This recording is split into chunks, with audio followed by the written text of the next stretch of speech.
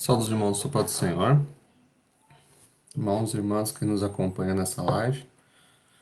Agradeço a Deus por mais uma oportunidade que Deus tem nos dado de apresentar e poder ministrar a lição de hoje, que é a urgência do discipulado. Devido às restrições da pandemia, não está tendo aula presencial, mas estamos, com a graça de Deus, fazendo aula online. Antes de iniciar, quero fazer uma oração. Me acompanhe em oração. Senhor nosso Deus, tudo está no seu controle, tudo está no seu domínio. Te agradecemos por mais esse dia que tem nos dado. Senhor, que estaremos ministrando a sua palavra, segundo o que está conforme a sua palavra, para que seja falado aquilo que o Senhor quer que nós aprendamos, Senhor, não aquilo que eu quero passar. Que tudo seja feito conforme a sua vontade. Te agradecemos por esse dia, Senhor, por essa oportunidade de aprender um pouquinho mais de Ti. Que essa palavra possa chegar nos corações, Senhor, e possa fazer raízes e essas raízes possam brotar. Te agradecemos, Senhor, por tudo, ser conosco, nos ajuda no dia de hoje. Te agradecemos em nome de Jesus. Amém.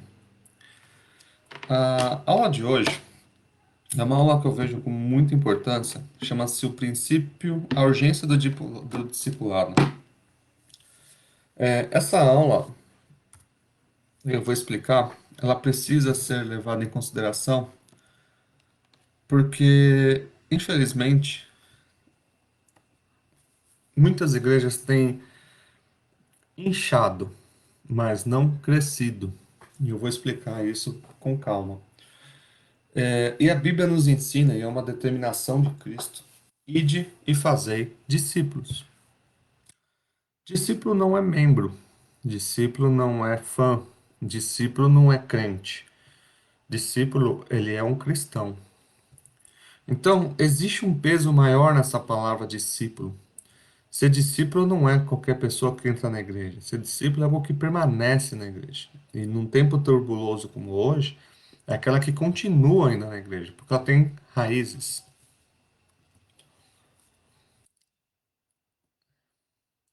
Então, a revista do tema do trimestre é o verdadeiro pentecostalismo.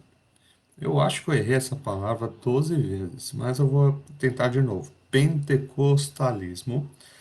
A atualidade da doutrina bíblica sobre a atuação do Espírito Santo.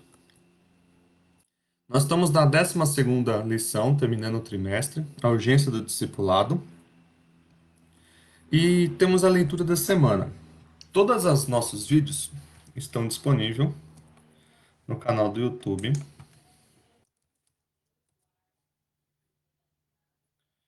Você digita lá Assembleia de Deus Vila Nova Cachoeirinha, clica no login aqui, e tem as playlists de todas as lições, tá? E alguns cultos transmitidos. E à tarde isso aqui vai estar disponível. É...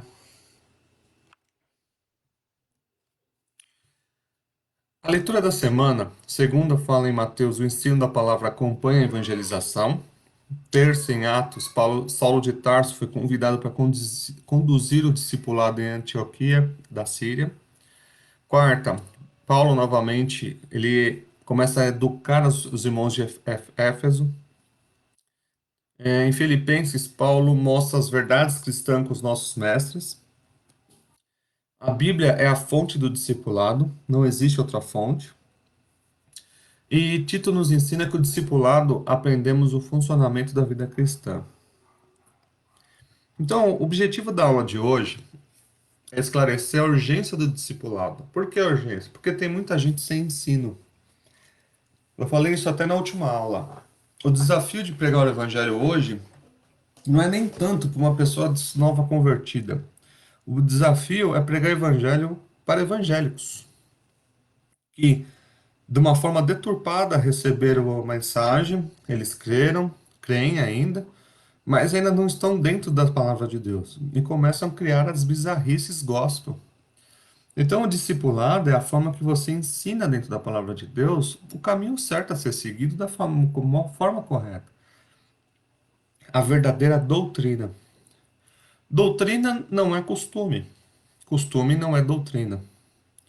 Então, eu vou conceituar o que é discipulado, elencar o tripé palavra, comunhão e serviço, e mostrar que o discipulado gera crescimento sadio para a igreja. A leitura bíblica em classe fica em Mateus 28, do 16 ao 20, e depois em Atos, do capítulo 2, 42 ao 47. Mateus 28, versículo 16, fala o seguinte: E os 11 discípulos partiram para a Galiléia, para o monte que Jesus lhe tinha designado.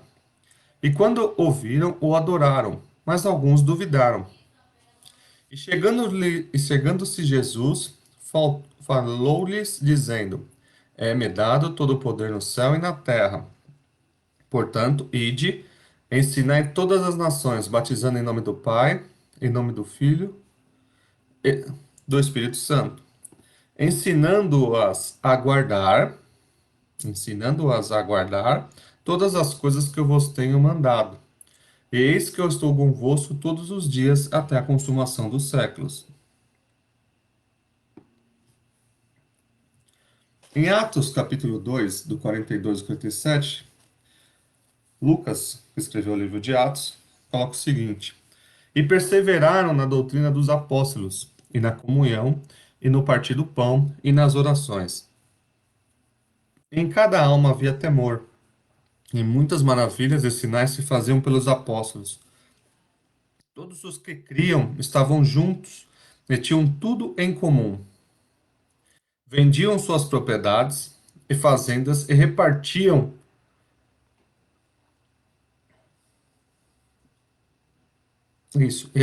com todos, segundo cada um tinha necessidade.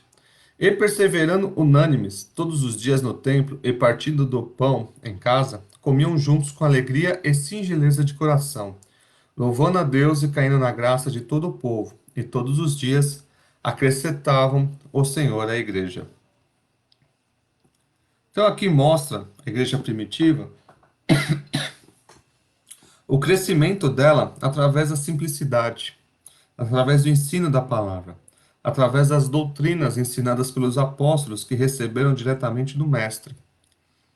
Então, aqui fala que uma igreja sadia cresceu e veio até você hoje nessa linha. Tudo que você aprendeu, tudo que você recebeu, o evangelho chegando ao Brasil, através dos missionários, indo aos confins do mundo, começou assim, na simplicidade. Porque eles seguiram uma simples palavra de Cristo. Ide, portanto, ide, ensinai todas as nações, batizando em nome do Pai, e do Filho, e do Espírito Santo. A verdade prática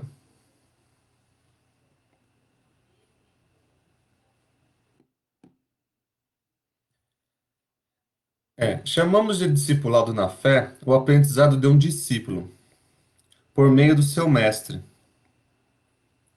na igreja, para ajudar a desenvolver o seu crescimento espiritual. Mestre aqui não é aquele sentido de mestre, kung fu, guru. Não, o mestre na igreja, ele é uma tradução de professor, é um ensinador, um educador. Então, quando se fala mestre na Bíblia, com exceção do mestre Jesus, que ele é a exceção, é o mestre dos mestres, mas quando fala que uns têm dom para mestre, outros dom, é dom do ensino, dom de pregar o evangelho, dom de ensinar, dom de esclarecer dúvidas. É um dom que o Espírito, que é um dos frutos do Espírito Santo que nós aprendemos no decorrer das nossas lições, que possibilita uma pessoa ter um entendimento um pouquinho, não tem muito, mas é um pouquinho que o Senhor nos dá, para poder esclarecer os mistérios. Mas todo mestre, ele tem duplo juízo. Paulo fala que aquele que ensina, ele é julgado duas vezes. Ele tem dupla honra, sim, mas ele também tem duplo juízo. Então, o ensino da palavra de Deus, ele é complicado. Ele exige disciplina, ele exige conhecimento e ele exige dedicação. No entanto, que Paulo ensina que aqueles que usam a palavra, que ensinam a palavra, devem fazer isso com, tem uma palavra que ele usa, com dedicação, vamos dizer assim. Então, discipulado na fé é toda pessoa que está aprendendo juntamente com um mestre. Eu tive meus professores. Tive a irmã Neuza, que já descansa no Senhor. Tive o meu professor de música, mestre Marinho. Meu professor Paulinho, que hoje é pastor. Meu professor José Eds, que foi meu professor de escola dominical. Luciana Valentim, que foi minha professora de mocidade. Samuel Silva, que hoje é pastor também. A irmã Terezinha. Tive diversos professores, diversas pessoas que dedicaram, meus avós, pessoas que dedicaram as suas vidas para poder ensinar a palavra, ensinando o que é certo, o que é errado, desde a minha criação. E hoje eu sou o resultado desses mestres. Eu sou discípulo de Cristo porque aprendi com eles, porque vi na vida de cada um deles o próprio Cristo. Então, o discipulado é uma coisa muito importante, tanto para quem ensina, como para quem é ensinado.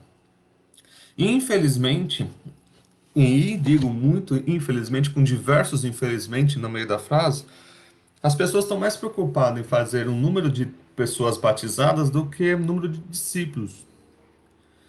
E o discipulado ele é muito importante na igreja. Ele é o que faz atuar no crescimento e desenvolvimento do cristão.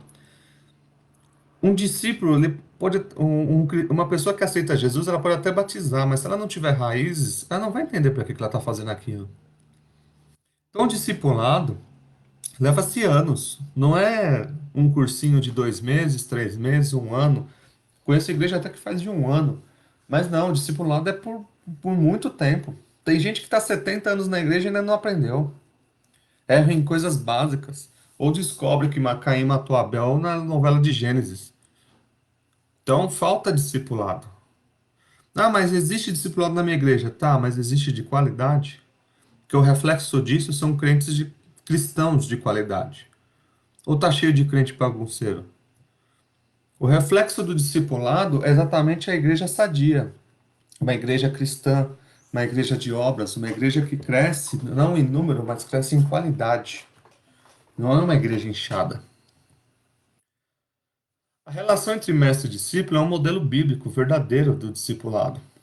Talvez seja a relação que hoje existe uma linha ideológica que tenta desqualificar essa relação entre mestre e discípulo, que ele coloca como um sentido de relação de opressão, que a pessoa está induzindo uma doutrina. Não, não é isso. Foge dessas ideologias satânicas, que tentam doutrinar culturas ateístas, culturas do aborto, culturas de outros tipos de coisas antibíblicas dentro das escolas, na educação dos seus filhos. Vigiem, porque isso está entrando. Porque faz parte. O mundo jaz do maligno. Não se surpreenda com isso. Ele sempre vai tentar. Por isso que a educação cristã, a educação bíblica, nos blinda dessas coisas e nos dá base e raízes para enfrentar esses vendavais. A relação de discípulo e mestre é uma relação de confiança, que tem alguém que ensina e o outro que o imite. Quando Paulo fala assim, sede meus imitadores, porque eu sou de Cristo, ele está se posicionando como alguém que ensina. Não que ele é perfeito, não porque eu sou perfeito, não, não é isso. Ele está falando assim, eu estou imitando Cristo, dentro das minhas dificuldades, e eu que sou muito pecador, estou imitando Cristo, imitem vocês a mim. Porque se até eu consigo imitar Cristo, é esse o sentido da palavra, você também consegue. Que se eu, dentro das minhas limitações, dentro dos meus problemas, consigo imitar Cristo, imitem vocês a mim. Então, essa relação de discípulo e discipulado, de mestre e discipulado, ele é muito forte. E ele ensina o caminho certo. Pessoas sadias na fé tiveram seus mestres que ensinaram o cristianismo de forma real, prático e bíblico. Aqueles que não tiveram ensino fundamentado ou não deram atenção a isso, infelizmente no decorrer da caminhada acaba abandonando. É só vir uma opressão como uma doença que nem essa, uma pandemia, que a pessoa já larga. Infelizmente vejo os jovens postando seus status no Facebook que já largaram o evangelho pelas suas próprias atitudes que estão colocando lá, que nada daquilo que estão fazendo são bíblicos. E estavam com a gente, só que ficaram sem raízes. A escola bíblica dominical, ela é formadora de raízes. Ela é a maior escola do mundo. É a escola que você te leva para o céu. E as pessoas não dão tanto valores na igreja, na escola bíblica dominical, infelizmente. Estão mais preocupados em cultos de milagre ou cultos de bênção, ou campanhas de X números de dias para conquistar uma coisa. Sendo que o evangelho é o ensino da palavra. Porque Jesus fala que ele é o verbo. Então, o verbo é a palavra. E isso tem que estar no nosso coração. Infelizmente, muitos conceitos modernos, eles têm descaracterizado o ensino bíblico. Tem pessoas que são ensinadas através dos videozinhos do YouTube, do Facebook, do Instagram, de outras denominações, que até são boas. Não estou criticando elas, não. Elas estão fazendo o trabalho delas. Mas a pessoa está perdida. Ela não sabe se acredita lá ou se acredita cá. E ela começa a misturar um monte de conceitos. E fica perdido. Ele é um barco totalmente desgovernado. E barco desgovernado vem a pique. O ensino bíblico mostra que é necessário que haja alguém experiente, é idôneo. O que é idôneo? Alguém ilibado. O que é ilibado? Alguém que não tenha nada na sua vida que o condene, que seja um exemplo.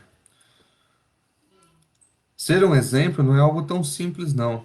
É dedicação diária, porque você é acompanhado por uma nuvem de testemunha. Então, se você se levanta para ensinar a palavra, você já é alvo. Você é alvo da sua própria família, você é alvo dos seus vizinhos, você é alvo do seu trabalho, você é alvo da sua igreja. Porque todos querem olhar em você e falar assim: por que ele está ensinando? O ensino é uma das coisas mais difíceis que tem. Mas é um dom dado por Deus, no qual o Espírito Santo capacita os educadores, que temos diversos na nossa igreja, professores excelentes, que nas suas dificuldades ensinam a palavra de Deus para poder dar ao outro aquilo que ele também recebeu. E quem ensina, aprende também. Porque tudo aquilo que você ensina significa que você dominou aquele assunto próximo da excelência. Não digo excelência, mas próximo. E nisso você vai colocando em prática. Então você só ensina aquilo que coloca em prática. Porque se você ensinar algo que você não põe em prática, se chama hipocrisia. Hipocrisia é uma das coisas muito claras que se você errar uma vírgula, o inimigo não vai perder 2 segundos sem jogar na tua cara. Então, assim, o ensino da palavra é complicado, mas é essencial. Então, uma pessoa idônea que ensine a palavra esteja disposta a entender as suas perguntas, entender os seus complexos, suas dúvidas, seus questionamentos, até mesmo as suas indignações. O que acontece? Quantas vezes eu já não tive algumas indignações questionando meus professores e eles, com sabedoria, buscaram na palavra, oraram, me responderam depois e me ensinaram. Então, a fé cristã é a relação entre o mestre e o discípulo, que é atemporal. O que significa isso? Não tem tempo, isso vai levar muito tempo. Converso com diversas pessoas, pessoas que estão próximas, pessoas que estão longe, e todas elas que me perguntam, eu oro a Deus para respondê-las. Por quê? Não sou eu que respondo, é Cristo. Quando se trata de evangelho, eu tenho um peso em cima que é a vida da pessoa. Não é qualquer resposta que pode ser dada. É aquilo que está dito. Não é o que eu acho, eu, Fernando, acho. É aquilo que a Bíblia acha. Que pode entrar em contradição do que eu acho. Então, por isso, é importante o ensino. É importante buscar o conhecimento. Provérbios capítulo 1, versículo 7 fala que o temor do Senhor é o princípio da sabedoria. E para você aprender, o princípio básico do ensino é ter humildade. Quando eu falei isso para algumas pessoas, as pessoas riram na minha cara. Mas é isso. Mesmo que os outros acham ridículo. Porque você só pergunta aquilo que você não sabe. E você entender que você não sabe é um princípio de humildade. Não é fácil. porque as pessoas sempre procuram a perfeição, e isso não existe. A perfeição humana não existe. O que existe é um Cristo perfeito. Então, você quer saber da perfeição? Pergunte a Cristo. Os tópicos da lição é o que é discipulado? O discípulo, a grande comissão, a educação cristã, o tripé da palavra, comunhão e serviço. Vou explicar cada um deles. O discipulado é o crescimento sadio da igreja. Então, o crescimento sadio, o crescimento espiritual, o crescimento numérico, o exemplo. Então, o discipulado ele acompanha a pregação do evangelho desde o princípio. É de fundamental importância com base inicial na formação cristã do novo convertido.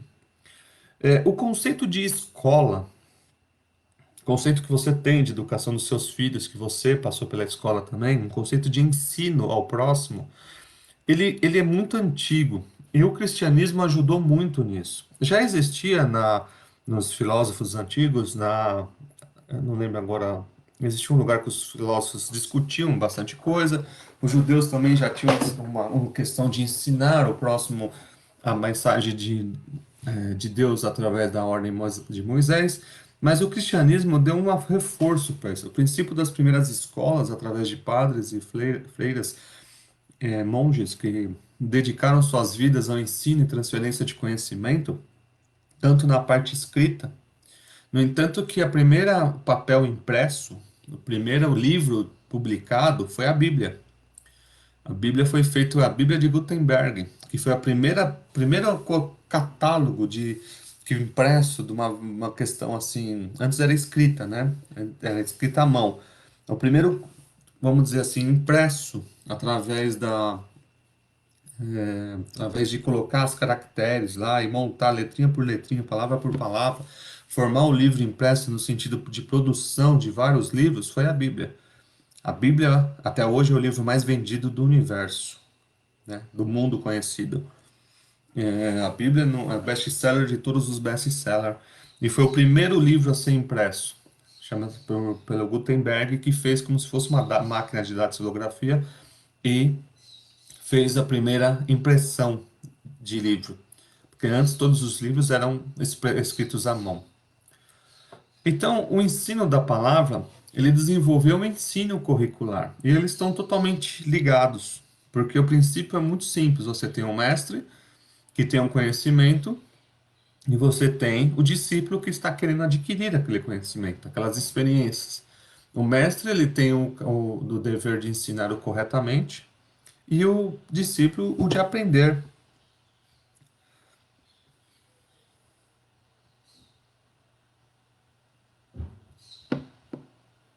Então, a forma que a igreja local desenvolverá, ela vai somar na formação do caráter cristão. E dependendo como foi ensinado, ele pode contribuir isso para o bem ou para o mal. Então, se a pessoa for ensinada da forma correta, ela vai contribuir para o bem da formação da pessoa. Se ela for deturpada através de heresias, ela vai contribuir para o mal. Vai ter pessoas que vão ser ensinadas de forma incorreta. Infelizmente, pelas conversas que eu tenho com algumas pessoas, muita gente foi formada de forma incorreta, sem base bíblica. E quando é questionado com perguntas simples, por exemplo, por quê? Uma pergunta muito simples. A pessoa não sabe por quê que está fazendo aquilo. Uma pessoa, uma vez no meu serviço, estava fazendo jejum de chocolate, se eu não me engano. Acho que era chocolate. Aí eu, você está fazendo jejum de chocolate? É, porque estou fazendo um sacrifício e tal. Eu falei, jejum é sacrifício? O que é jejum? Para que serve o jejum? A pessoa teve um treco. Ela não sabia responder. Eu falei assim, mas ela ficou. Aí quando ela não soube responder, ela partiu para agressão. Ah, minha igreja é diferente da sua. Eu falei, não estou perguntando isso, estou perguntando Bíblia. A gente pode até ter denominações diferentes, mas o princípio de jejum é bíblico. Para que serve o jejum? Jejum é para escolher o que eu vou comer ou não vou comer? Isso é dieta, não é jejum. Mas isso é uma outra aula. Então, as pessoas quando são questionadas no seu modo de caminhar, elas não têm base, não têm origem disso. O que é discipulado? O termo discipulado vem de discípulos, que significa aprendiz, aluno e seguidor. Tá vendo por que que eu não uso a palavra crente? Eu já falei isso em outras aulas. Eu não gosto da palavra crente. Crente é crer em algo. Qualquer um crê em alguma coisa. Tem gente que crê alienígena, tem gente que crê, sei lá, no bicho pacabra, tem gente que crê no lobisomem. Crer é uma coisa. Agora, discípulo, cristão. Cristão significa pequeno Cristo. É um pequeno Cristo.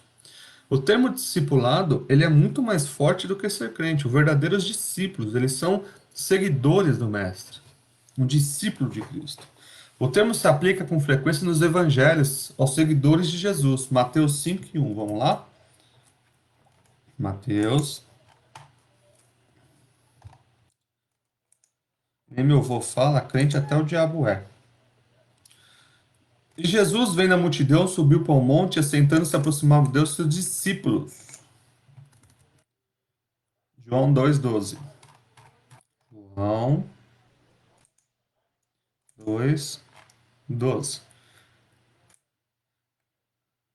Depois disso, desceu a Cafarnaum ele, Jesus, a sua mãe e os seus irmãos. Ah, Jesus não tem irmãos? Tá aqui, ó, tem sim.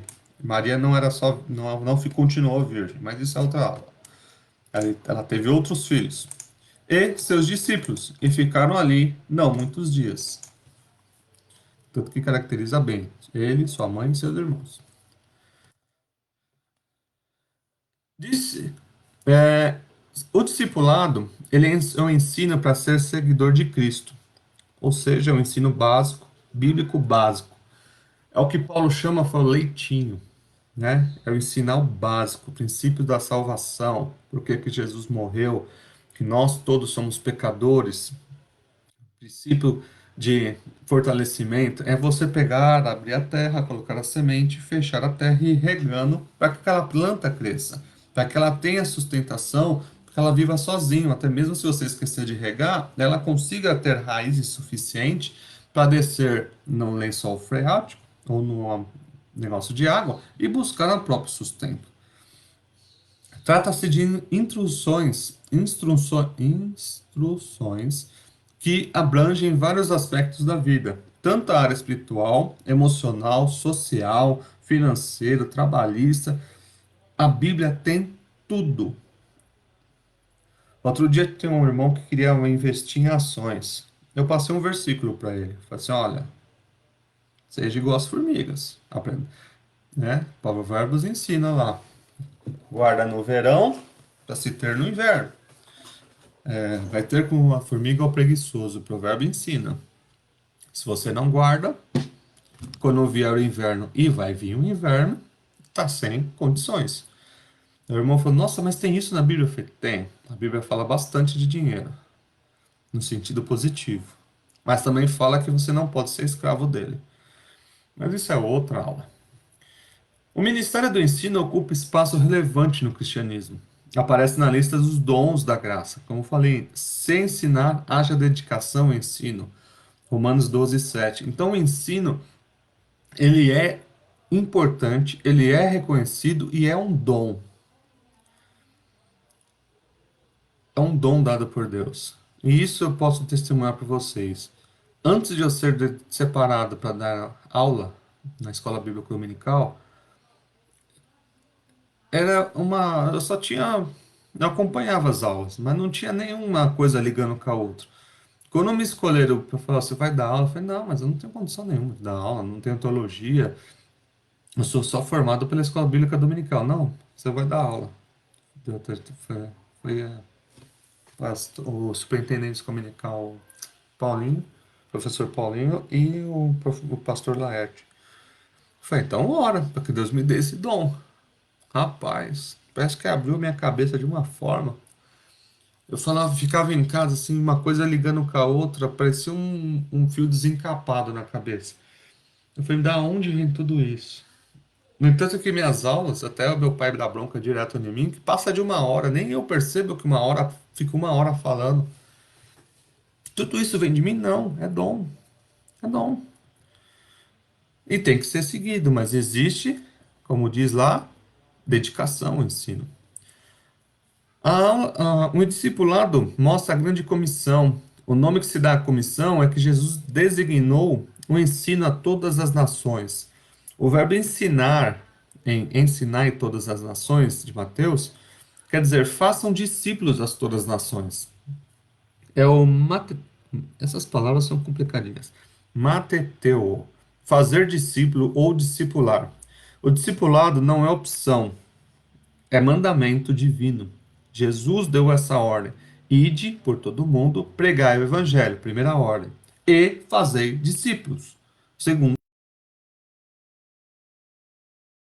ser descaracterizado, ele não pode ser é, tirado da sua igreja como algo secundário. Ele é algo primário. Ele tem que ser o princípio da igreja, o ensino, culto de ensino, escola bíblica dominical, discipulado, uma sala específica para novos convertidos, onde a pessoa senta, aprende. Não é para ensinar costume e dogmas da igreja, não. Isso você aprende depois. Porque a pessoa aceita Jesus, vem um monte de urubu, velho, querendo, não, mas tá errado, isso aí é dogma, isso é outra coisa. Primeiro aprende que Jesus Cristo morreu para salvar aquela pessoa. Nós temos alguns costumes, outras igrejas têm outros costumes. Então, o que diferencia costumes e doutrina? Doutrina é aquilo que está na Bíblia, que te ensina a seguir ao céu, a ser um novo homem, a ser uma nova pessoa. Costume, ele é temporal, ele é situacional e ele é regional. O que quer dizer isso? Temporal. Hoje, o que acontece hoje não é o mesmo de 10 anos atrás, não é o mesmo de 20 anos atrás, não é o mesmo daqui 50 anos. O costume ele muda de acordo com o tempo. Então, ele é volátil. De acordo com o tempo, vai mudando. Um exemplo, eu não uso mais chapéu. Isso era um costume do meu avô. E hoje nós estamos usando terno com gravata. Pode ser que daqui 50 anos não use mais. Mas isso não influencia em nada a minha salvação. É só um costume. Nas Assembleias de Deus, temos o costume de todo mundo que vai falar no púlpito esteja trajado de forma com terno, com gravata, com roupas sociais.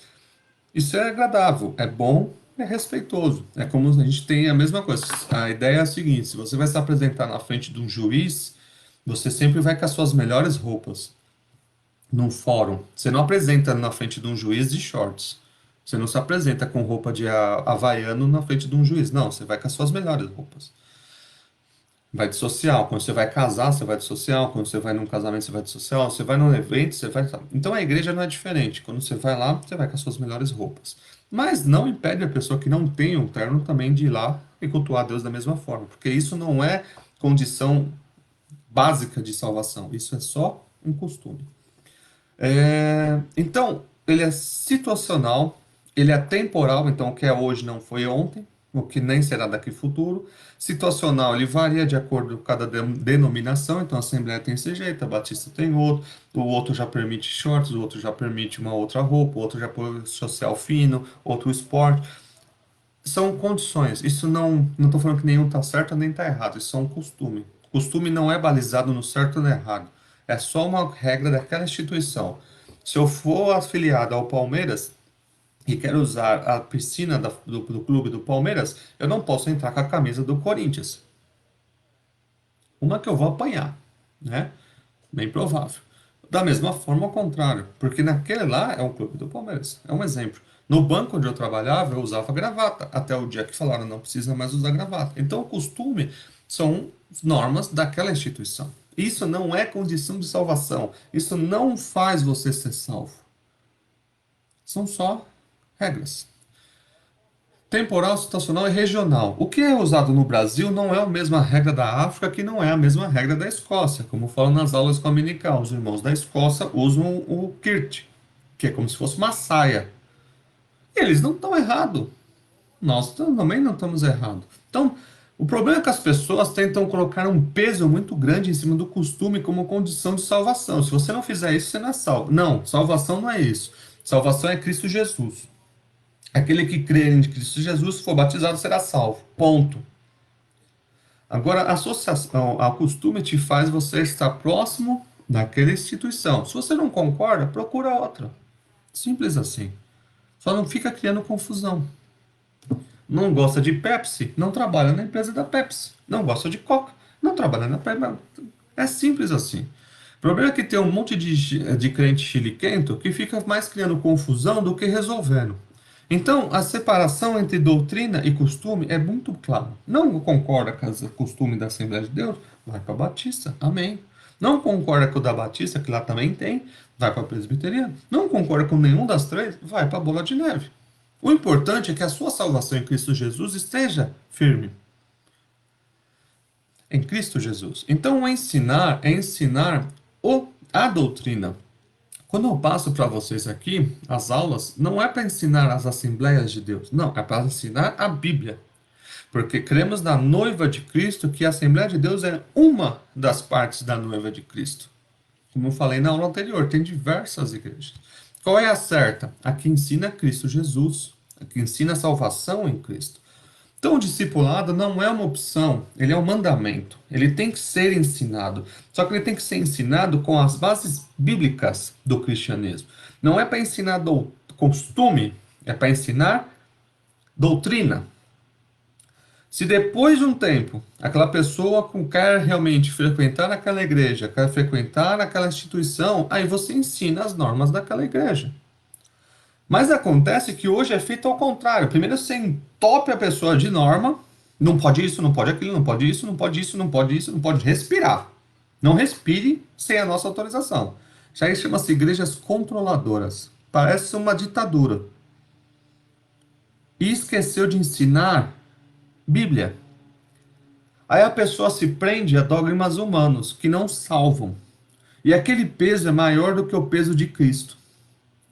E a salvação dessa pessoa é a mesma coisa que você dá uma pessoa que está né, tentando sair de uma situação de afogamento e você joga um quilo de farinha em cima dele. Joga um saco de farinha. Tó, segura aí para você sair. Você vai afundar. Então, a pessoa que aceita Cristo, ela tem que ser ensinada a doutrina de Cristo. O que é doutrina? Cristo morreu por você para você ser salvo. Uma vez que você é salvo, o Espírito Santo habita em você e faz morada. A partir do momento que o Espírito Santo faz morada em você, ele começa a te limpar de dentro para fora. Te limpando de dentro para fora, as suas práticas antigas são mudadas.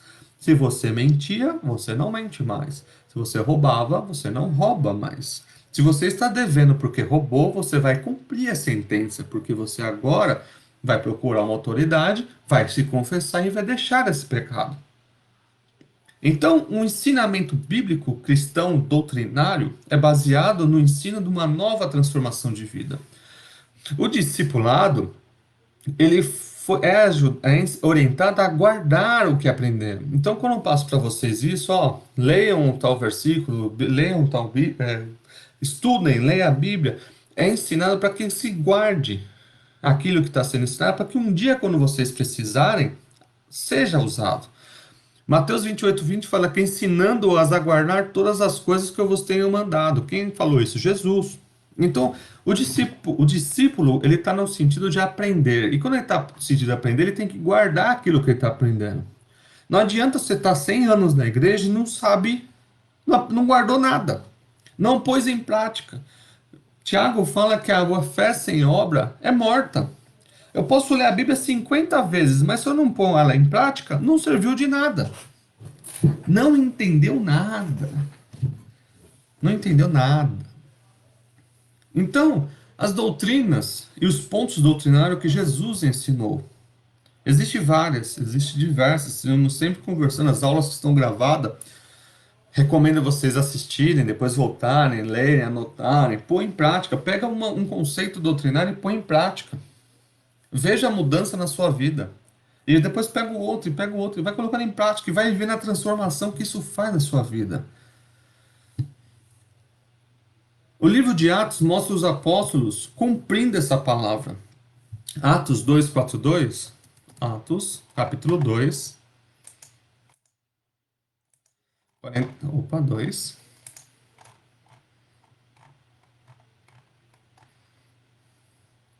E perseveraram na doutrina dos apóstolos. O que eles estavam falando?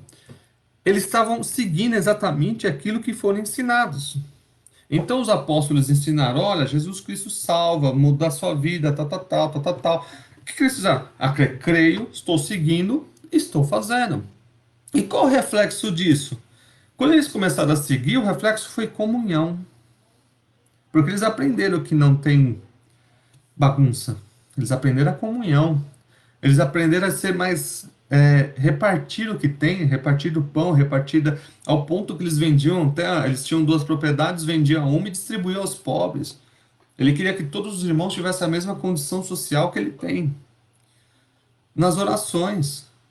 Vamos trazer isso para o dia de hoje, essa doutrina para o dia de hoje. Hoje eu estou trabalhando e eu tenho irmãos que estão desempregados. Eu vou lá e ajudo o irmão que está desempregado. Levando a cesta básica, ajudando ele a conseguir emprego, ajudando a fazer ele estudar, e mostrando que as causas talvez do desemprego seja um abandono dos estudos, abandono de uma especialização, porque o mercado está mudando. As profissões estão mudando. Então, hoje precisa se estudar mais, precisa se buscar o ensino, precisa se buscar a graduação escolar para que possa estar qualificado. Então, você passando essas mensagens, ensinando as pessoas: irmão, vai estudar, olha, trouxe aqui um pão, olha, trouxe aqui uma cesta básica, olha, irmãos, te ajudo, olha, vamos ver esse seu currículo, vamos preencher esse currículo, vamos ajustar esse currículo seu que talvez esteja defasado. É isso. A comunhão e o amor ao próximo. Não é só dinheiro, não. Às vezes uma palavra assim, você consegue. Você já está ajudando o seu próximo. Então, quando você entende a palavra de Deus, você segue a doutrina de Cristo e você começa a colocar em prática a comunhão, o partir do pão e as orações. Ah, irmão pegou Covid, que no nosso grupo de obreiros. Não tem problema, vamos orar, irmão. Olha, nossa irmã disse que está na internada, e graças a Deus já saiu. Nosso pastor que está internado e já saiu. Nosso outro irmão que está lá com Covid, Senhor, tem misericórdia, e saiu. Graças a Deus, o Senhor ouve as nossas orações da igreja e todos que nós oramos estão livres do Covid. Não perdemos um da nossa igreja. O que é isso? É nas orações, comunhão nas orações.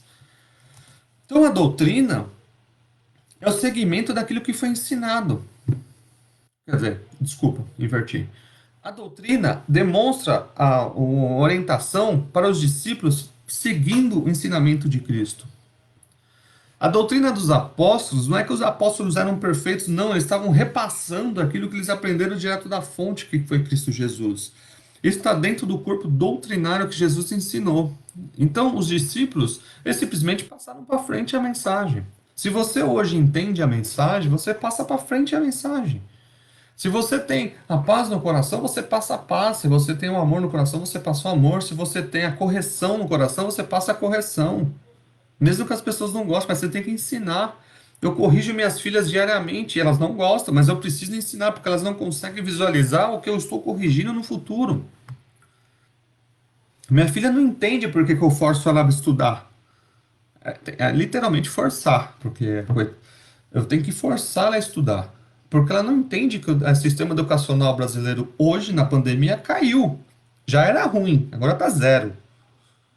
E eu tenho que fazer um famoso homeschooling, ou educação caseira, para que ela possa, na geração dela, se destacar. Porque de milhões de crianças, ela tem que aprender. Até mesmo a escola que ela está, que não é pública, está com dificuldade de passar ensino online. Hoje é domingo, ela está estudando para a prova de segunda. Ah, mas por quê? Mas ela não entende que eu tenho que corrigir isso. E às vezes você tem que corrigir pessoas e ela não entende porque está sendo corrigido. Mas quando você corrige na palavra, a palavra fala por si só. Não brigue, não critique. Fala assim, ó, está escrito. Jesus Cristo usou muito isso. O diabo tentou ele 3 vezes. Ah, você não é o filho de Deus? Pula daqui. Está escrito.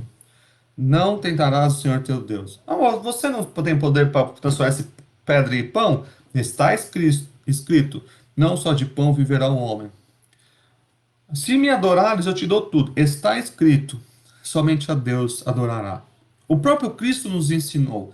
Como que você corrige uma pessoa? Está escrito. É isso, isso, é isso. Então, a Bíblia é o seu balizador. E você ter, como que você tem isso? Porque alguém lhe ensina, alguém te discipula a ensinar. E às vezes você tem que passar esse discipulado ou esse ensino para uma outra pessoa. O currículo de qualquer curso teológico consta de disciplinas sobre Deus, Jesus, o Espírito Santo, a Trindade, os anjos, homens e pecados, a expiação, a salvação, a morte e ressurreição dos mortos e sobre a vida da igreja. Esses são os temas básicos do cristianismo. Entender cada um deles individualmente e a conjunção de cada um deles torna você a ter raízes. E você tem que ensinar aos outros a mesma coisa. Quem é Deus, quem é Jesus, quem é Espírito Santo, como que funciona a Trindade, quem são os anjos, os homens em pecado, a expiação, a salvação, a morte e ressurreição de Cristo dos mortos, a morte da segunda, a ressurreição na vida de Cristo, a vinda é a igreja, e assim por diante. Como ser um bom marido, como ser uma boa esposa, como ser um bom filho. Interessante que o livro de Efésios, por exemplo, ensina isso. Se você ler o livro de Efésios, ele está montado de um jeito que Paulo montou, que é literalmente um curso teológico.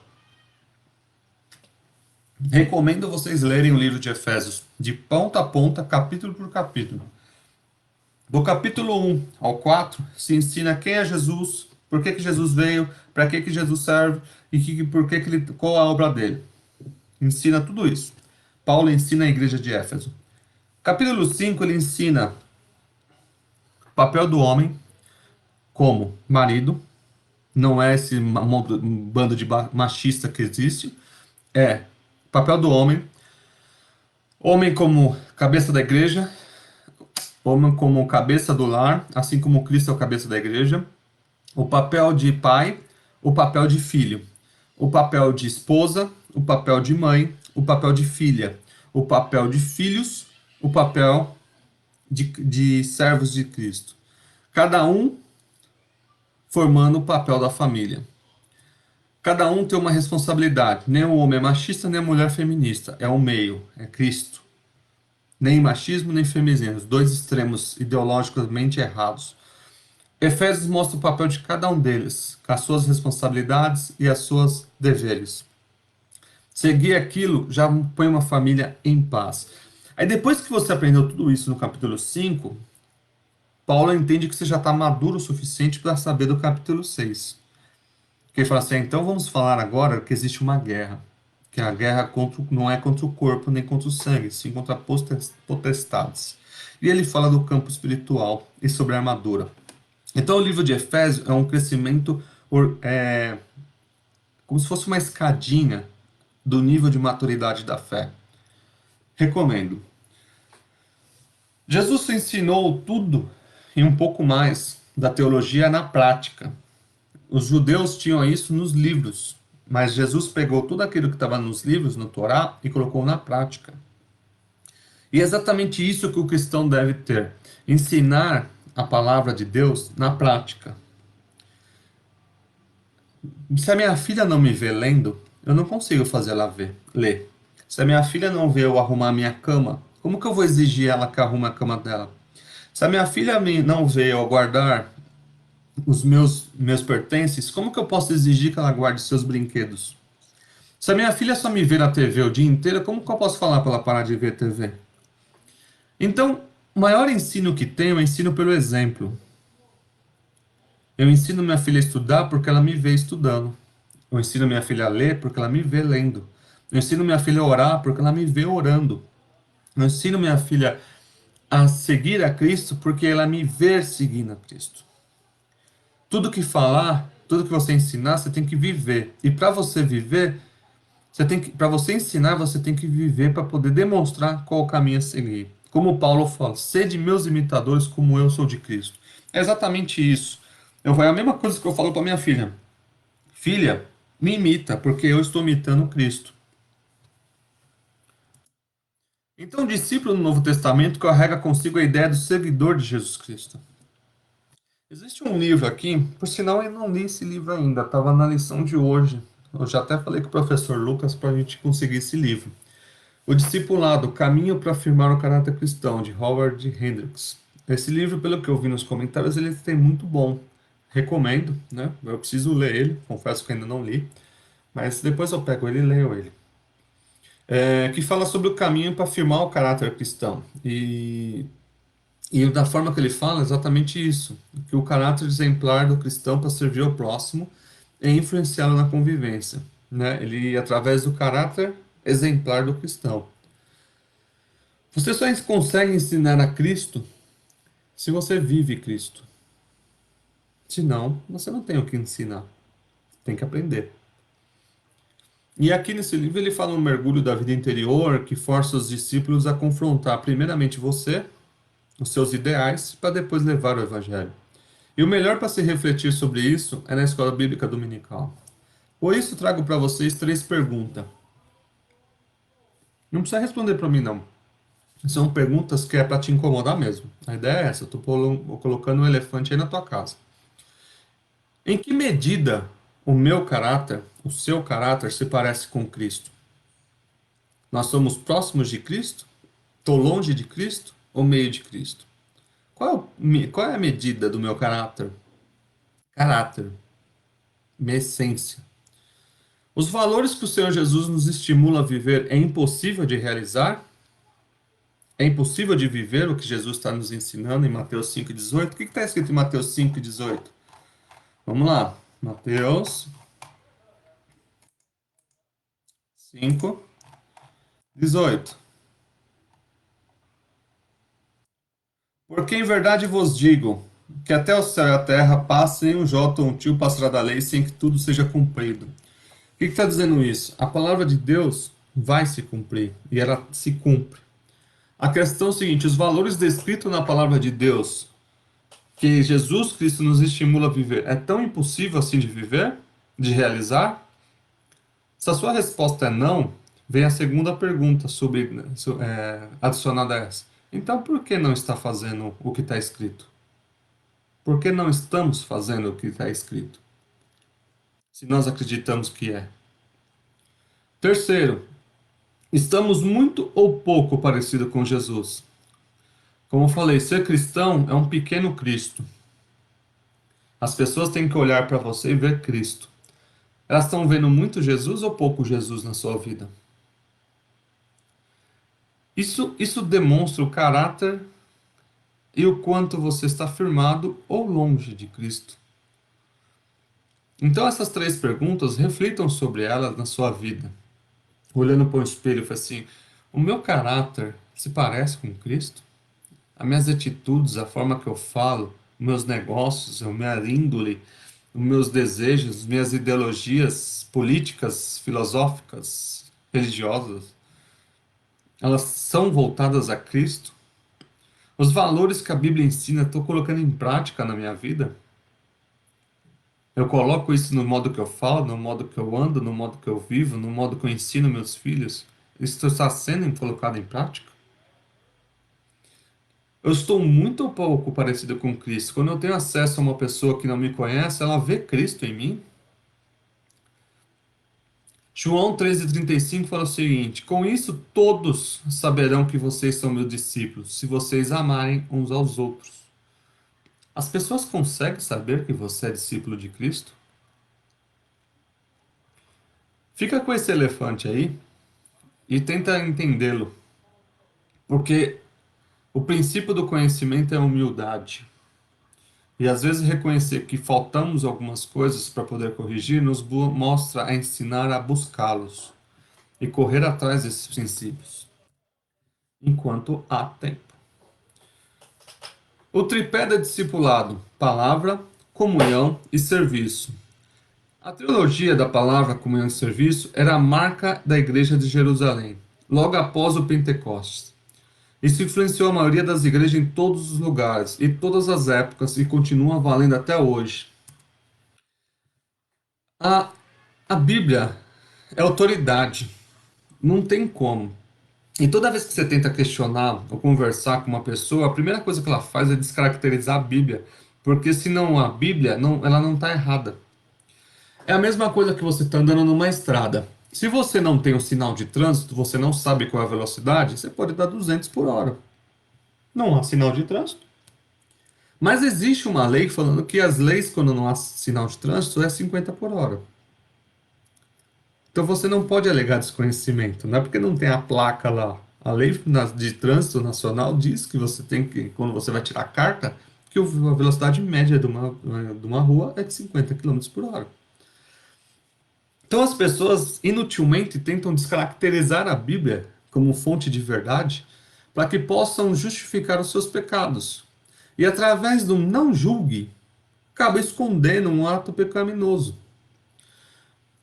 A palavra das Escrituras ela é única, ela é singular e ela é a fonte da própria Deus. E foram faladas primeiramente pelos profetas dos antigos, depois pelos Novos Testamentos, os apóstolos do eita, peraí aqui, os apóstolos do Novo Testamento. Deixa eu tomar.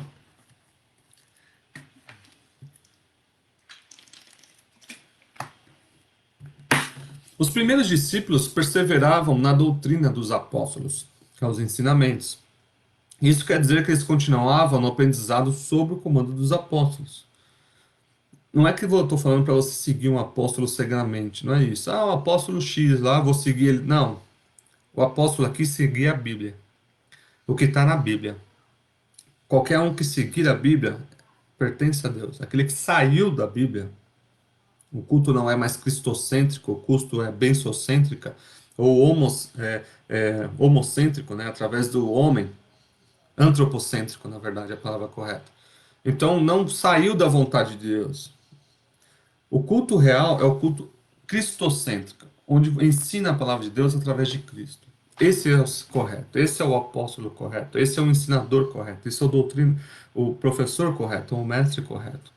O ensino da palavra se baseia nas escrituras, tanto nas experiências dos apóstolos, como Paulo, Pedro e os demais apóstolos, que receberam a revelação diretamente de Cristo e foram revestidas através de Pentecostes. Na atualidade, isso vou ficar deixar bem claro, não temos apóstolos. Ah, mas e fulano? O problema de fulano, ele vai resolver com Cristo. Não temos apóstolos. A Bíblia ensina aqui até cargo de presbítero. Pastor é uma questão de convenção, mas a Bíblia não tem cargo de pastor. O pastor da Bíblia é Cristo. Ele vai até presbítero, né?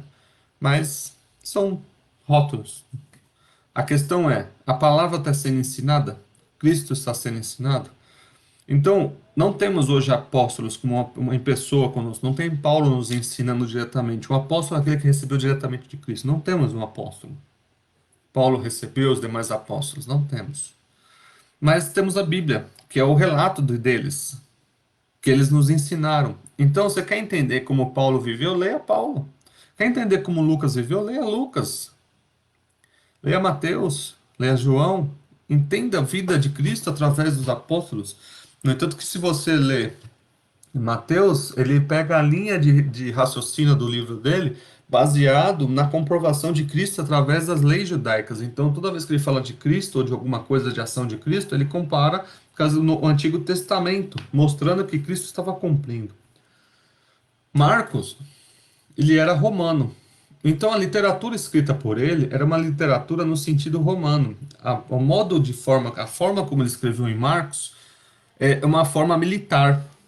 É isso, sim, é uma forma militar. No entanto que Jesus está sempre andando, e indo e voltando e chegando. O verbo da ação de Jesus está sempre em andamento, em ação, que é uma literatura típica romana de marcha de tropa. Porque Marcos era romano, então ele escreveu para o público romano. Lucas, ele não viveu na época de Cristo, ele viveu depois. Ele foi ensinado pela sua mãe e pela sua avó. Mas Lucas, por ser um grego romano, ele era médico. E Lucas, onde ele quebra essa lógica que existe até hoje, que religião e fé não se mistura, Lucas é o maior exemplo que sim, se mistura. Porque ele era médico, ele misturou tanto o ensino de Cristo como também era médico, a ciência humana. E Lucas faz como se fosse um trabalho de curso, porque ele vai assim, fui pesquisar conseguir compilar. Então ele foi entrevistar várias pessoas, entendeu várias pessoas, trabalho científico que o Lucas fez. E desde a origem, tudo que ele puxa a genealogia de Maria, né? Desde a raiz de Davi até Maria. E ele monta o livro completo, com de mais detalhes do que os outros livros, na perspectiva muito de histórico, de ensino mesmo. João, ele já pega na perspectiva de advogado. Filhinhos, não pequeis, mas se pecares, temos o advogado de, de graça. Apóstolo Paulo escreveu diversas cartas, no entanto que ele nos ensina de diversa forma, de acordo com as suas experiências que ele teve com as igrejas problemáticas do início. Todas as igrejas tiveram problemas, mas ele ensinou. Então, nós não temos um apóstolo hoje na figura de apóstolo, mas temos os ensinos deles na Bíblia. Então, leia a Bíblia, entenda cada um deles. E temos que compartilhar da mesma crença e comunhão com outras pessoas. Da mesma forma que estou fazendo com vocês. Pena que a gente não está numa sala de aula onde vocês possam tirar dúvidas e perguntar para mim, que a coisa gostosa da Escola Bíblica Dominical é essa. Eu estou aqui de um lado unilateral só falando. Mas quando Deus permitir essa pandemia passar, nós estaremos reunidos na sala de aula e discutindo. Porque faz parte da comunhão esse ensino. Compartilhar e aprender e compartilhar mutuamente. Como um filósofo americano fala, todo mundo tem algo a ensinar. E com isso eu aprendo. As suas experiências. No Antigo Testamento, a ideia de comunhão diz respeito ao relacionamento da pessoa com o seu próximo, e nunca do ser humano com Deus. Então, a comunhão é um relacionamento com a pessoa ao seu lado, todos ao seu lado. Embora Abraão tenha chamado de ser amigo de Deus, e Moisés tenha falado com Deus face a face, eles não provaram da mesma comunhão que a igreja teve no Novo Testamento, com os cristãos da Nova Aliança. Então, a comunhão no cristianismo envolve tanto o relacionamento entre o irmão, como também o pai, como o filho, e o Espírito Santo. A comunhão é a coisa mais gostosa que tem numa igreja. E as ações em conjuntas, através de uma obra dedicada ao ensino, ao evangelismo, à capelania, à assistência social. Então, a comunhão é o que faz você, é o reflexo da raiz estruturada do bom discípulo. Uma vez que ele entendeu o seu papel, ele começa através de demonstrar a comunhão com o próximo, o exemplo do que ele aprendeu. A igreja de Jerusalém iniciou-se nos primeiros dias, deu ao mundo uma lição de koinonia. O que quer dizer isso? É o que não se trata apenas de compartilhar algo, mas também da unidade. Como eu falei, quando você aprende a palavra de Deus e entende o significado, você começa a refletir isso através de comunhão, a dor do teu irmão é a sua dor. A dificuldade do seu irmão é a sua dificuldade. Quando a nossa querida professora Dirce estava no hospital internada e nosso marido dela pediu oração, é como se fosse a minha esposa também internada. Eu entendi a dor dele, a dor de perder uma companheira para essa doença. É o mesmo sentido, e nós oramos para que o Senhor entrasse com providência, e ele entrou, graças a Deus, curou a nossa irmã, como outras pessoas. Quando uma pessoa está de luto, a gente está de luto também, porque é a mesma dor, a comunhão do mesmo corpo. Você quer entender o que é comunhão? Acerta o dedo do pé na quina da porta. Um dedinho pequenininho faz o corpo inteiro ficar irado. Por quê? Foi acertado, foi machucado. E está ligado ao corpo. Isso é o sentido de corpo. O sentido de comunhão é exatamente isso. Esqueceu o que é comunhão? Acerta o dedo na quina da porta que você descobre o que é comunhão. Porque aquilo é comunhão. Comunhão é você estar unido na mesma dor, no mesmo sentido, na mesma coisa. E você vai curar ele para que o corpo inteiro não sofra. Isso é comunhão. Então, a unidade da igreja primitiva de Jerusalém, ela também tinha parte... aqui, ó, Atos 4:32. Vamos lá. Atos 4:32. E era um coração e uma alma na multidão dos que criam. E ninguém dizia que coisa alguma do que possuía era sua própria, mas todos lhe eram comuns. Então, quando fala um coração, ele diz respeito ao centro da vida, a mesma inclinação. Um coração, a mesma ideia, todos seguindo a mesma ideia. Vamos fazer capelania? Todos acreditando na capelania. Vamos fazer assistência social? Todos fazendo assistência social. É o mesmo sentido. Alma é a sede das emoções, fala dos mesmos afetos, dos mesmos sentimentos. E todos os cristãos tinham o mesmo propósito, a mesma esperança. Então você pode ver que não tinha um sentido de divisão. Ah, minha igreja é a sua igreja, meu ministério é o seu ministério. Isso aí quem colocou foi o homem. A igreja de verdade, ela não tem placa. É o corpo de Cristo. A igreja é universal, não é universal do reino de Deus, é uma placa. Estou falando igreja, tá difícil até se falar mundial, também é outra igreja, vamos ver. A igreja global, onde todas as nações, raças e credos vão se apresentar a Cristo, a noiva de Cristo, composta de diversas igrejas. Então, lá, quando eu falo o termo serviço, ele quer, isoladamente, quer dizer um trabalho a ser realizado por alguém. Na igreja primitiva, o serviço cristão está na perseverança, no ensino dos apóstolos, na comunhão e no partir do pão. Então, toda essa característica, ela é reflexo do bom ensinamento.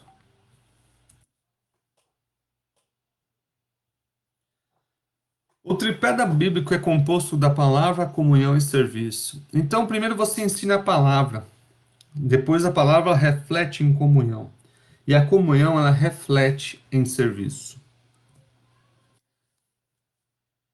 Tópico 3: o discipulado e o crescimento sadio da igreja. A igreja precisa de um processo de discipulado para cumprir o propósito da grande comissão. Não se trata de apenas de opção, é uma ordem de Cristo. O discipulado é uma ordem. Se a sua igreja não tem, converse com o seu pastor e fala: pastor, precisamos fazer discipulado. Precisamos ter escola dominical. Ah, mas não é costume. Não, precisamos ter um culto de ensino. Precisamos ter encontro de ensino. Ter encontro de conversar, discutir e conversar sobre a palavra de Deus. Precisa. Todas as pessoas que vêm a Cristo precisam ser discipuladas. Se a pessoa aceitou a Cristo, ela está trazendo um mundo com ela. Ela precisa ser doutrinada. Ela precisa ser ensinada a seguir a Cristo e deixar o velho homem morto. Entendendo isso, ela precisa ser conduzida ao batismo, onde ela faz aliança e mata o velho homem, a velha mulher, no banco do batismo, no ato do batismo, nascendo uma nova pessoa, um novo ser, um cristão.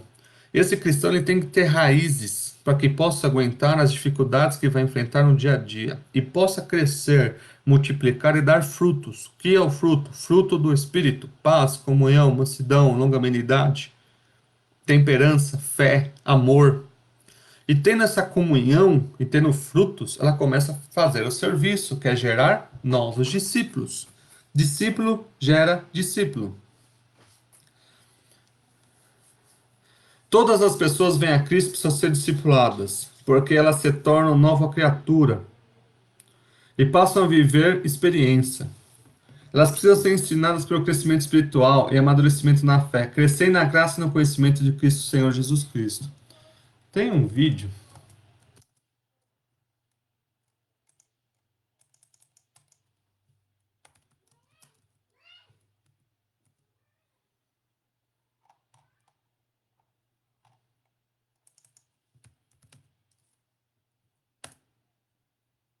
Ah, essa aqui. Eu não sei se vocês vão conseguir ouvir. Eu já passei isso lá na caixinha. Eu vou até colocar aqui nos comentários. Depois vocês assistem.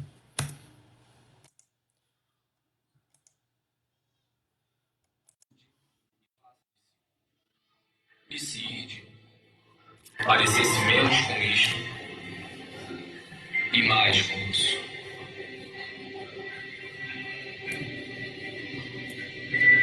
E se fazer discípulos parecer-se menos com isto e mais com isso.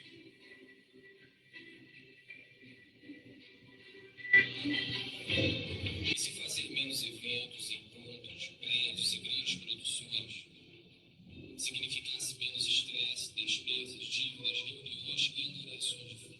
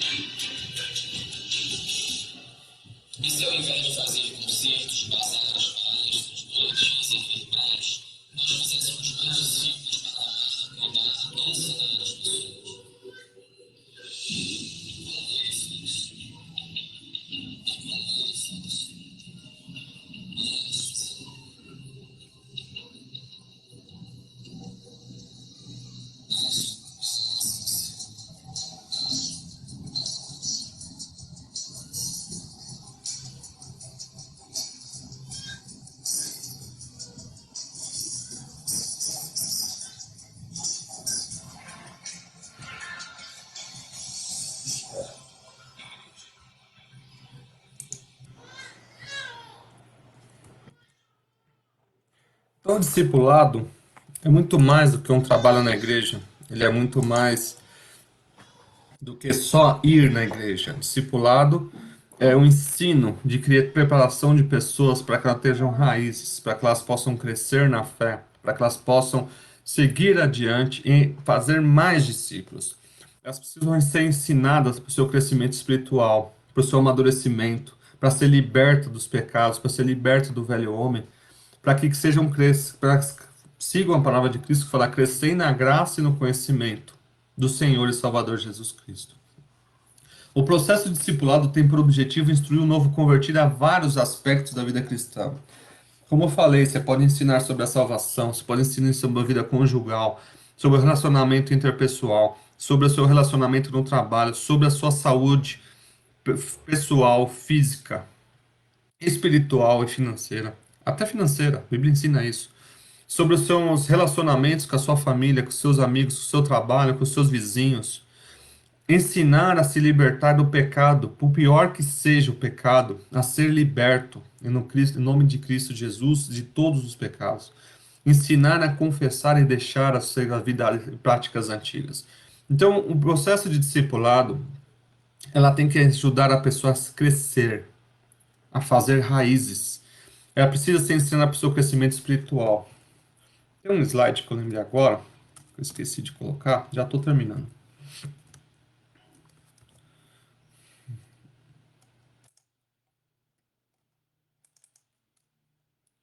Eu acho que foi nessa aqui.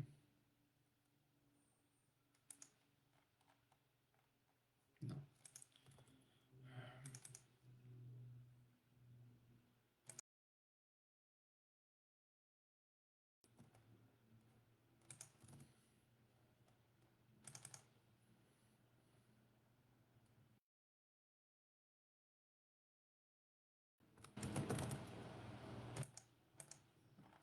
Numa das aulas. Ah, essa aqui. Numa das aulas eu mostrei esse slide aqui. Nós temos que ensinar através da Bíblia as pessoas a terem raízes. Através de Deus, de Jesus Cristo, Espírito Santo e Bíblia. Para que elas possam crescer. Como diz cada um desses versículos, que eu não vou ter tempo agora de ler, mas depois você pausa o vídeo, lê cada um, para que aquela árvore do cristianismo possa crescer na vida das pessoas e elas possam dar frutos, que é a longanimidade, gozo, amor, fé, mansidão, frutos que estão na biblicamente. Então a nossa vida cristã é uma árvore, como se fosse uma árvore que busca nas suas raízes estar firme e sólida em Cristo, para que possam crescer e dar frutos de 100, 200, 1000. O discipulado é exatamente fazer cristãos sejam iguais a essa árvore.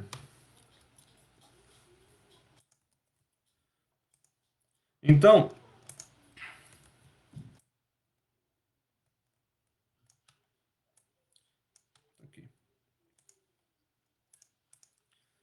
então, elas precisam ser ensinadas para o seu crescimento espiritual, para sair num brotinho, para ter um amadurecimento, para crescer na fé, na graça do conhecimento do nosso Jesus. E possa ser uma grande árvore, que possa dar frutos. O processo de discipulado proporciona à igreja o crescimento espiritual e também o numérico.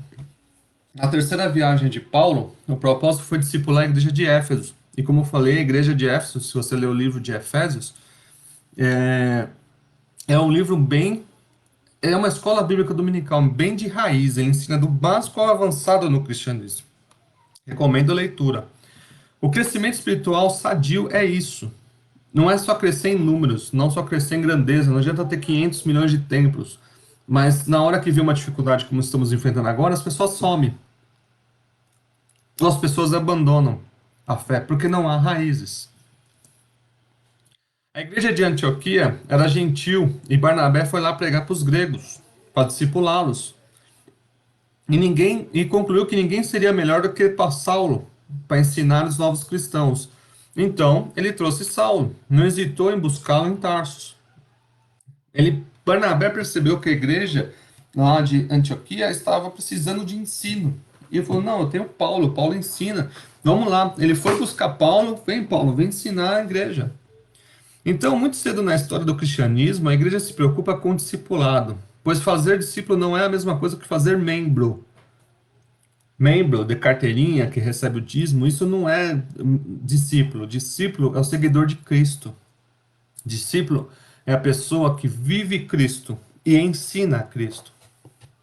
Membro, qualquer um pode ser membro. Agora, o discípulo é aquele que será salvo. Às vezes a gente tem igrejas cheias de membros, mas num grande arrebatamento, os membros ficam, os discípulos vão embora. O verdadeiro discipulado contribui para o crescimento espiritual e numérico da igreja. Na aula de hoje concluímos que Deus tem interesse no bem-estar social e espiritual do ser humano. Isso vale para a igreja e para a sociedade. A educação com base no princípio cristão é importante, porque, além dos valores espirituais, contribui para a construção de uma sociedade civilizada. A base dos valores morais e espiritual é a Bíblia. Portanto, se você não lê a Bíblia, dificilmente coloca ela em prática. Como diz Monteiro Lobato, aquele que mal lê, mal escreve, mal fala. Trazendo isso para o cristianismo, aquele que não lê a Bíblia, não aprende a Bíblia, não executa a Bíblia, não vive a Bíblia. Então, leiam a Bíblia. Principalmente, coloquem em prática. Próxima lição, voltando os olhos para a bendita esperança. Então, agradeço a oportunidade que esses irmãos têm me ouvido até agora. Orem pela nossa vida, orem pelos irmãos que estão doentes pelo Covid, para que o Senhor possa entrar com misericórdia, mas sabendo que tudo está no controle de Deus.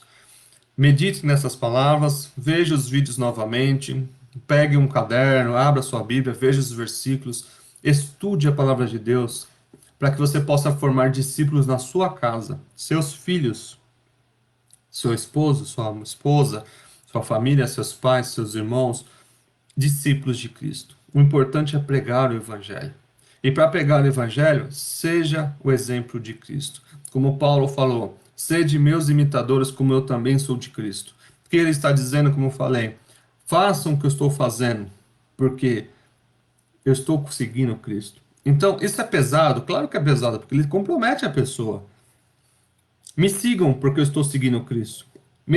Usem como exemplo, porque eu estou usando o exemplo de Cristo. Isso é comprometedor, porque posiciona a pessoa na situação. Ela só pode ensinar aquilo que ela está fazendo. Então, agradeço a oportunidade. Espero vocês na próxima aula. Se Deus permitir, será presencial. Se Deus permitir, será online. Tudo está na vontade dele. Orem comigo para encerrar essa aula. Senhor, eu te agradeço por essa palavra, Senhor, que tem nos dado. Possamos ensinar, Senhor, sobre esse princípio de discipulado, que ela possa fazer raízes naqueles que estão ouvindo, que possa estimular e crescer, Senhor, porque através de uma única semente pode ser feita uma floresta, e essas florestas, Senhor, ter raízes, cristãos com raízes possam enfrentar a dificuldade. Vemos no dia que a igreja está sendo confrontada com uma pandemia, com tentativas de ser fechada, mas a verdadeira igreja não se limita apenas em parede. A verdadeira igreja, Senhor, está no lar de cada servo seu que segue o seu nome. Te agradecemos por tudo, Pai. Sustenta cada um de nós, nos dê uma boa semana e lacra, Senhor, nossas portas contra esse vírus. Te agradecemos por tudo, em nome de Jesus. Amém. Agradeço a oportunidade e tenha uma boa semana. Em Cristo Jesus.